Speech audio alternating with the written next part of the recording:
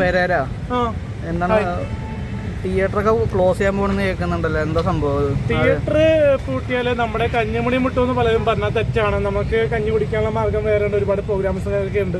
അതല്ല, സിനിമാ മേഖല തകരുന്നത് റിവ്യൂ കാരണമാണെന്ന് പല PR-മാരും പറഞ്ഞു. പ്രത്യേകിച്ച് ഒരു ഷാ എന്ന് തുടങ്ങുന്ന ഒരാൾ പറഞ്ഞു, പേര് ഫുൾ ഞാൻ പറയുന്നില്ല, ഷാ എന്നാ പേര്.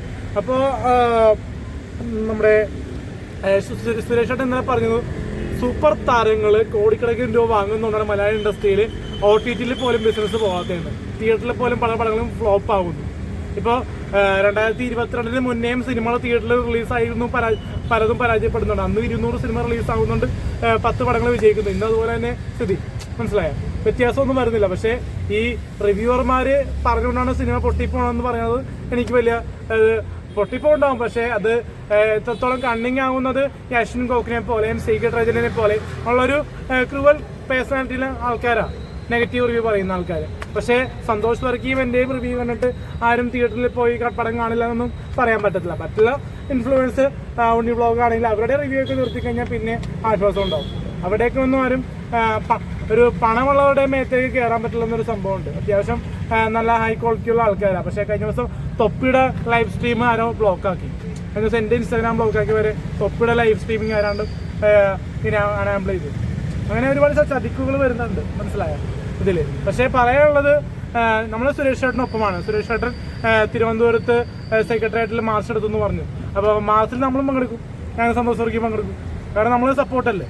നമ്മൾ ആറട്ടൻ നെഗറ്റീവും പോസിറ്റീവും ഒക്കെ പറയുമെങ്കിലും പുള്ളി ഒരു പ്രതിസന്ധി വന്നാൽ ഒപ്പം നിൽക്കും. എന്തായാലും മലയാള സിനിമയ്ക്ക് ഒപ്പമാണ് നമ്മളന്നും ഇന്നും നിൽക്കുന്നത്. അപ്പോൾ അതുകൊണ്ട് തന്നെയാണ് ഈ പ്രതിസന്ധി മാറട്ടെ എന്ന് പറയുന്നത്. ഈ കറണ്ട് ബില്ലും ഈ തിയേറ്ററിലെ ചാർജൊക്കെയാണ് കുറയ്ക്കാൻ പറയുന്നത്. പിന്നെ ടിക്കറ്റ് ചാർജൊക്കെ വർദ്ധിക്കുന്നതും സിനിമാ മേഖലയ്ക്ക് പ്രതിസന്ധിയാണെന്നൊക്കെ പറയുന്നു.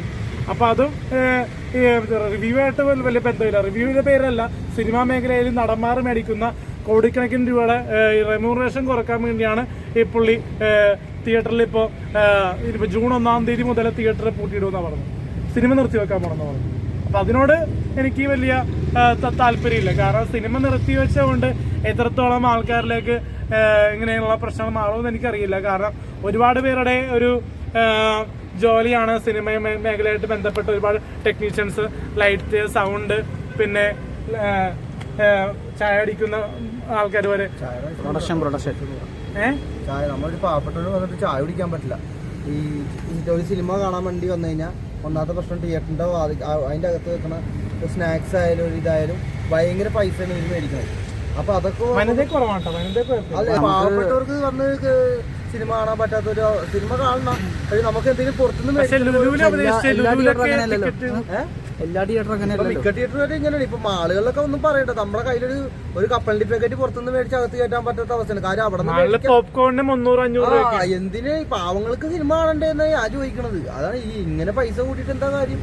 അപ്പൊ തിയേറ്ററിൽ അടച്ചു കൂട്ടി പ്രവർത്തിക്കട്ടെ എന്നാണ് എനിക്ക് പറയാനുള്ളത്. അല്ലടാ, തിയേറ്ററും ഒരുപാട് പേരുടെ അധ്വാനമാണല്ലോ. ഇപ്പൊ ദിലീപേട്ടന്റെ ഡി സിനിമാസ് ദിലീപേട്ടൻ വിറ്റുന്ന കേട്ടത്.